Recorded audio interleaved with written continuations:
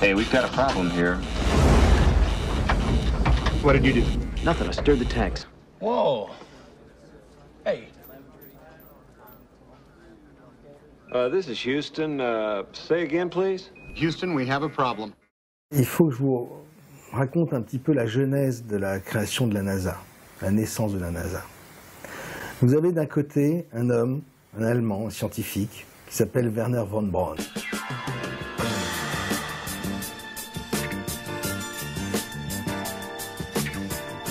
Wernher von Braun, depuis son enfance, il est passionné par Jules Verne. Et quand il se met à travailler sur les fusées allemandes, les célèbres V2, sinistrement connus à cause des bombardements à Londres, il n'a qu'un rêve, c'est d'envoyer l'humanité, d'envoyer l'homme sur la Lune.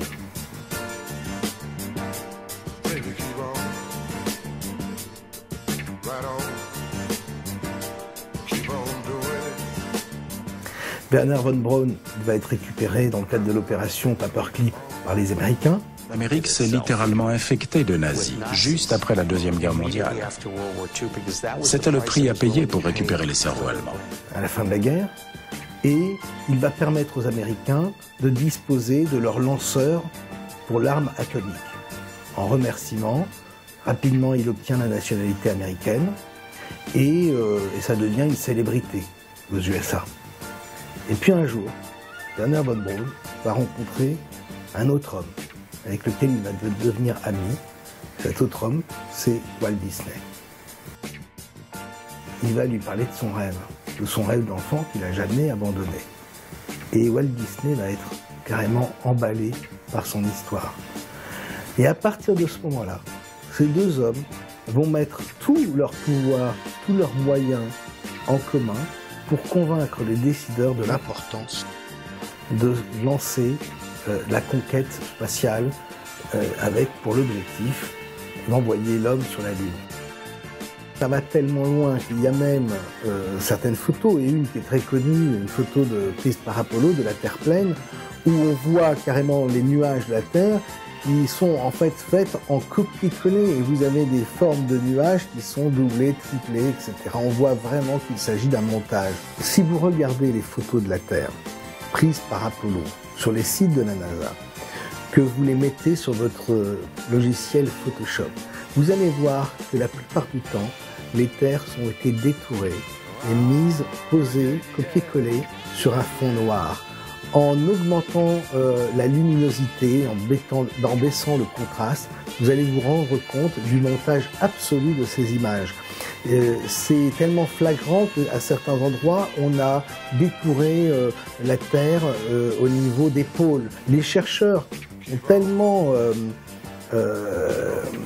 commencé à poser des questions pertinentes autour de cette question que la NASA s'est sentie obligée d'envoyer une sonde en 2015 pour montrer enfin, depuis 1972, une première photo de la Terre vue de l'espace. Cette photo qui est unique ressemble elle également, elle encore, à un dessin, mais il y a quelque chose de beaucoup plus troublant dans cette photo. C'est que si vous la mettez sur votre logiciel Photoshop, sur un logiciel de graphisme, et que vous retournez cette image à 180 degrés, vous allez vous rendre compte qu'il y a glissé dans les nuages, sur la droite de l'image, un mot subliminal.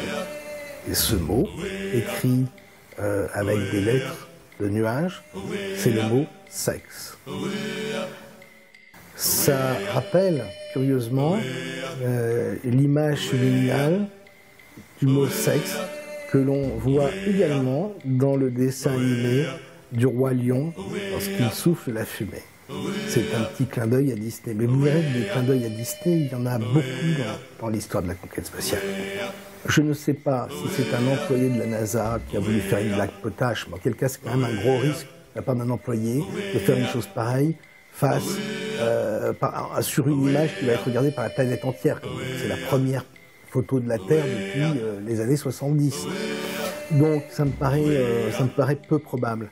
Par contre, si ce sont les décideurs qui ont donné l'ordre de glisser un message subliminal sur cette photo, cela montre à quel point ces gens nous considèrent comme du bétail.